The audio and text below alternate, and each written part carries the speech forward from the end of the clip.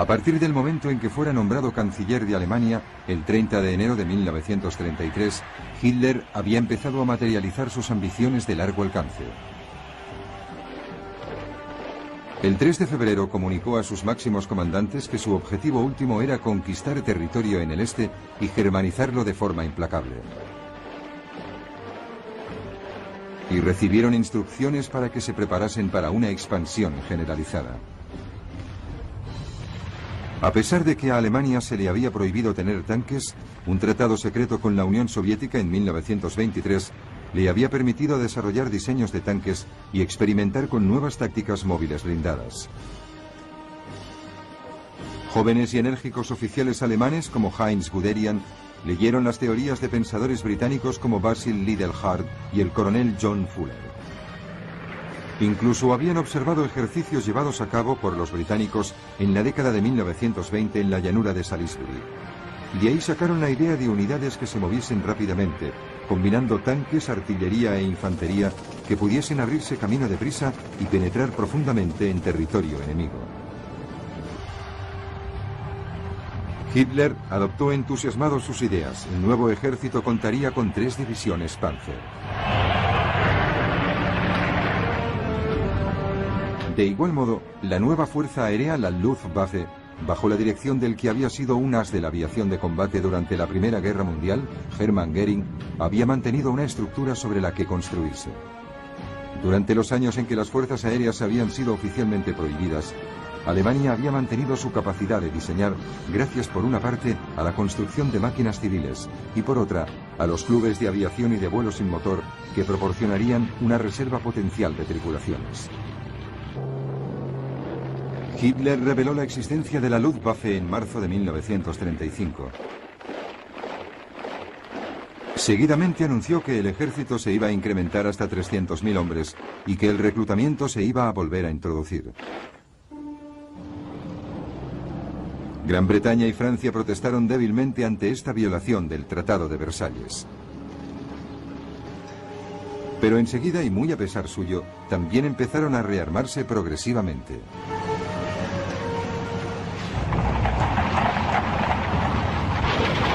Hasta este momento Hitler había sido modesto en sus objetivos. Solo había recuperado lo que era suyo, Renania y el Sarre. Pero ahora tenía un objetivo más grande en perspectiva, su patria, Austria. En 1934 los nazis austríacos habían intentado hacerse con el poder.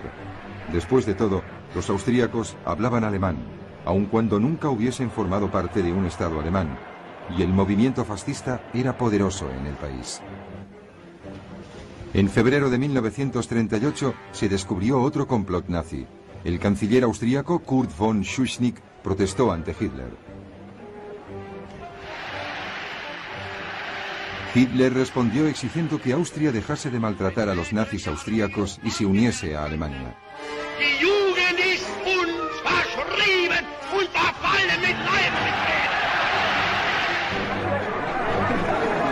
Ante tal situación, Schuschnigg convocó inmediatamente un referéndum para que los austríacos pudiesen votar si deseaban seguir siendo independientes. Pero el 12 de marzo de 1938, en la víspera del referéndum, Hitler, temiendo que pudiese tener un resultado para él equivocado, envió sus tropas.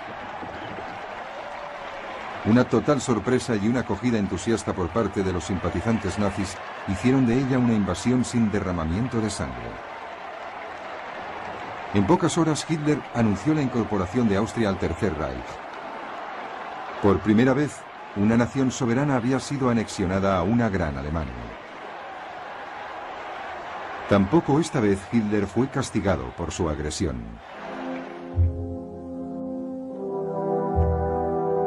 En septiembre de 1938, Hitler se volvió hacia su próxima presa, Checoslovaquia. Una importante minoría germana vivía en el noroeste del país, un área conocida como los Sudetes. Estos pueblos sudetes germanos habían formado parte del antiguo imperio austríaco, pero habían sido separados cuando Checoslovaquia fue creada en 1919. Esta era la bomba de relojería que se puso en marcha cuando se firmó el Tratado de Versalles. Hitler favoreció las reivindicaciones de autonomía de los Sudetes germanos y después amenazó al gobierno checoslovaco con la fuerza si se negaba a aceptarla. Sin dejarse intimidar, el gobierno checoslovaco ordenó una movilización general y se preparó a resistir. El ejército checoslovaco era numeroso y estaba bien equipado, con imponentes fortificaciones en su frontera con Alemania. Hitler retrocedió. A principios de septiembre, el primer ministro británico, Neville Chamberlain, preocupado ante la inminencia de la guerra, decidió actuar como pacificador.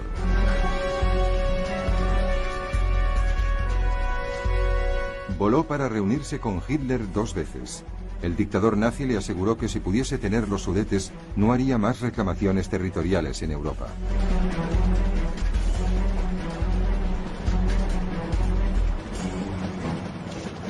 El 29 de septiembre de 1938, en Múnich, con Mussolini actuando como mediador, Francia y Gran Bretaña firmaron un acuerdo por el que los Sudetes eran cedidos a Alemania a cambio de una declaración formal de Hitler en la que éste afirmaba que no tenía más ambiciones territoriales.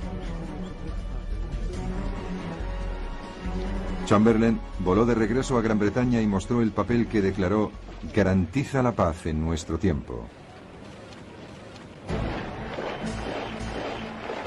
El 1 de octubre, las tropas alemanas ocuparon los Sudetes y tomaron las fortificaciones fronterizas checoslovacas.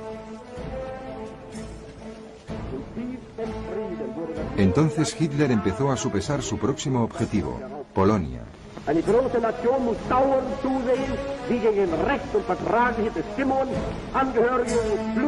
Una vez más, la causa nominal era una minoría germana aislada a consecuencia del Tratado de Versalles. Hitler exigía que el puerto de Danzig volviese a estar bajo control alemán, de tal forma que Prusia Oriental pudiese estar enlazada con el resto de Alemania. Los polacos se negaron y Hitler dudó. No estaba totalmente preparado para una guerra total y aún tenía temas pendientes con Checoslovaquia. En marzo de 1939, la zona oriental del país, Eslovaquia, que era étnicamente diferente de los países checos, recurrió a Hitler para que le ayudase a conseguir una mayor independencia. Hitler convocó al primer ministro checoslovaco, Emil Hácha, en Berlín y le intimidó para que pusiese su país bajo la protección de Alemania.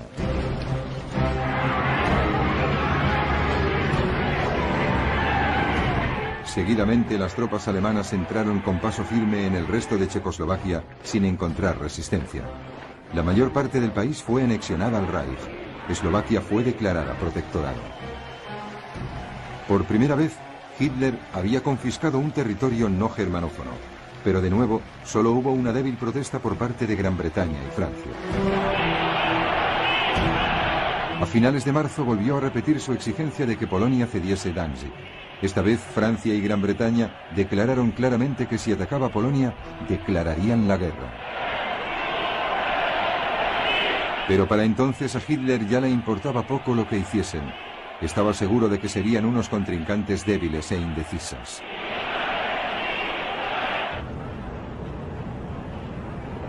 La Unión Soviética también estaba cada vez más inquieta por la agresión de Hitler, y en abril, Stalin propuso una alianza con Gran Bretaña y Francia. Pero las negociaciones no progresaron y finalmente Stalin perdió la esperanza y decidió que existía otra solución a la amenaza alemana.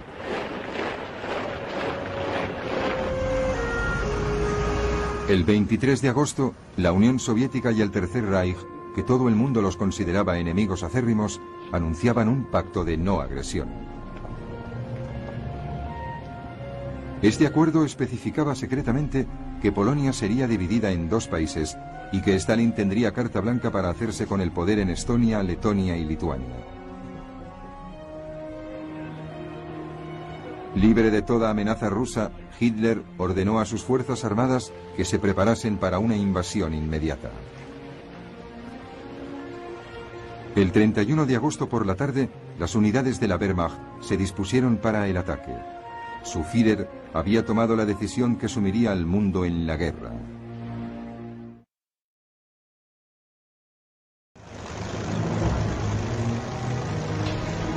En la tarde del 31 de agosto de 1939, las fuerzas alemanas llevaban a cabo sus últimos preparativos para la invasión de Polonia. Las tripulaciones estudiaban sus objetivos, los tanques se trasladaban a sus posiciones de ataque. Y entonces, en la madrugada del 1 de septiembre, soldados alemanes vestidos con uniformes polacos atacaron una estación de radio en el lado alemán de la frontera, dejando tras de sí algunos cuerpos. Esta sería la agresión que Hitler utilizaría más tarde para justificar su ataque.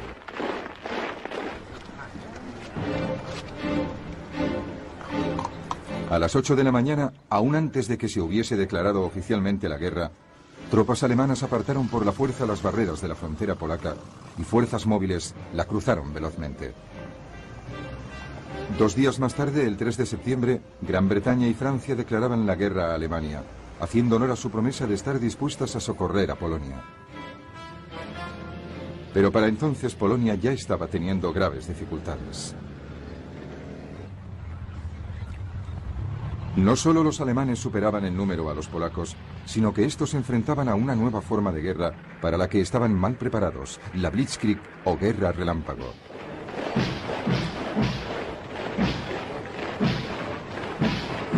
En 1939 el ejército alemán estaba formado por 1,5 millones de hombres. Su élite eran los Panzer, 6 divisiones blindadas y 4 divisiones ligeras cuyo objeto era el reconocimiento. El número total de unidades ascendía a 2.400 tanques. Estas habían sido preparadas para atravesar las defensas del enemigo y atacar en profundidad, cortando las comunicaciones y propagando la confusión. Los puntos fuertes del enemigo serían así evitados, siendo posteriormente reducidos por la infantería. La nueva fuerza aérea alemana, la Luftwaffe, también había sido diseñada para la Blitzkrieg. Contaba con 2.500 aviones para hacer frente a los polacos.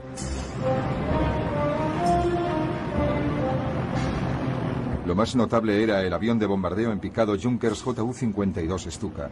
Era una forma de artillería volante que ejecutaba ataques de precisión para ayudar a las fuerzas de tierra que avanzaban rápidamente. Los polacos solo podían reunir 600 aviones, la mayoría de ellos más viejos y peor equipados. En tierra, las cosas iban igual de mal. El ejército polaco solo contaba con 500.000 hombres.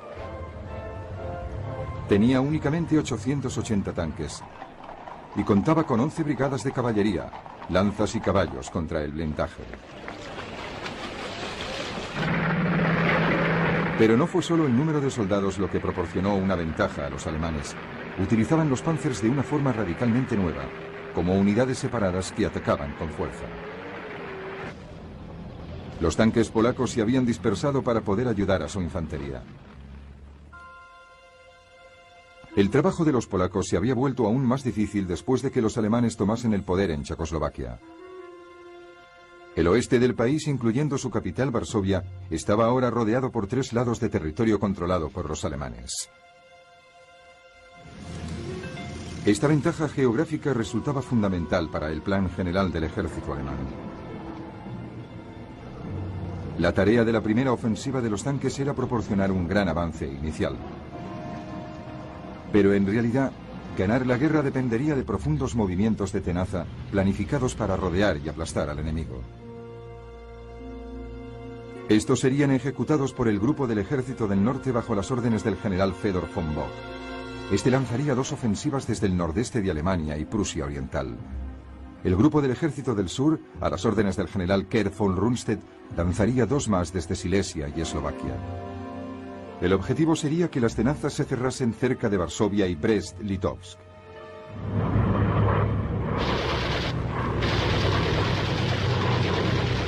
A los alemanes todo les fue bien desde el principio.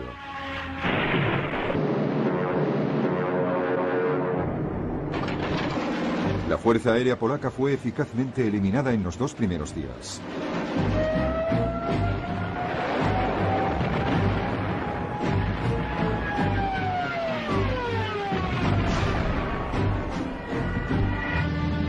Los Panzers se abrieron camino y atacaron en profundidad. mientras que los Stukas y los bombarderos demostraron ser tremendamente efectivos.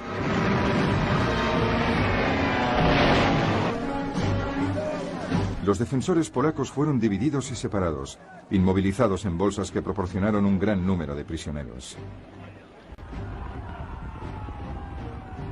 La leyenda cuenta que algunas unidades de la caballería polaca intentaron valerosamente atacar a los Panzers, pero fue en vano. Las fuerzas polacas fueron superadas por la estrategia alemana y no pudieron mantener el ritmo rápido de sus enemigos. El ejército polaco fue simplemente barrido. El 8 de septiembre, las pinzas interiores se habían cerrado y las tropas alemanas seguían avanzando a las afueras de Varsovia. El 17 de septiembre, las pinzas exteriores se encontraban en Brest-Litovsk.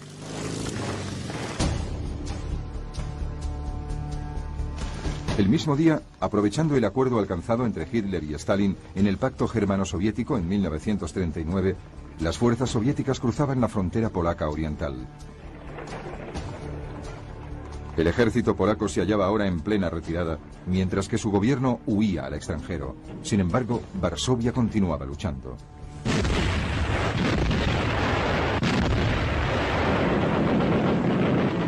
Sus defensores rechazaron la oferta alemana de rendición y como consecuencia toda la furia de la Luftwaffe y un bombardeo de la artillería cayeron sobre la ciudad.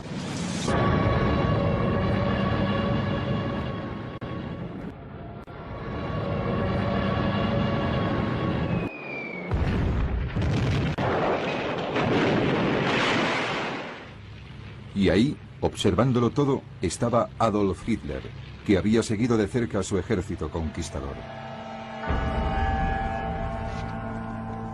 El 27 de septiembre, Varsovia se rendía. Al día siguiente, los vencedores, Alemania y Rusia, dividieron Polonia de acuerdo con el Pacto Germano-Soviético. La Unión Soviética se anexionó un poco más de la mitad del país hacia el este. Alemania se quedó con el resto. Los dos regímenes empezaron a perseguir a cualquiera que pudiese representar un peligro en el futuro. Muchas personas fueron asesinadas. Y por primera vez, los alemanes mostraron de qué forma se iban a comportar contra aquellos pueblos de la Europa del Este que consideraban inferiores. Mandaron a los Einsatzgruppen, o escuadrones especiales de las SS, para que llevasen a cabo redadas de judíos.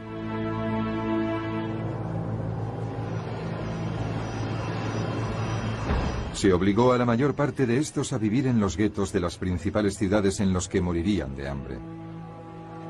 Otros fueron ejecutados en el acto.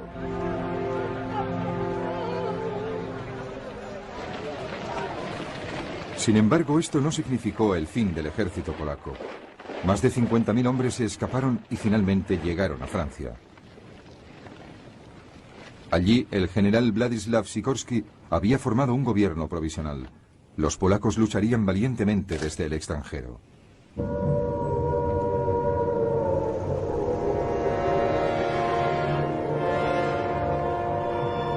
En Gran Bretaña, las sirenas que avisaban de ataques aéreos habían empezado a oírse a los pocos minutos de que el primer ministro Neville Chamberlain anunciase el inicio de las hostilidades. De hecho, a pesar de las garantías de sus políticos respecto a la soberanía polaca, Gran Bretaña y Francia habían hecho bien poca cosa para ayudar a Polonia. Tal como Hitler había especulado, una vez que hubieron declarado la guerra no tuvieron ni idea de lo que tenían que hacer. En ambos países había empezado la movilización. Se aceleraron las precauciones que había que tomar ante posibles ataques aéreos.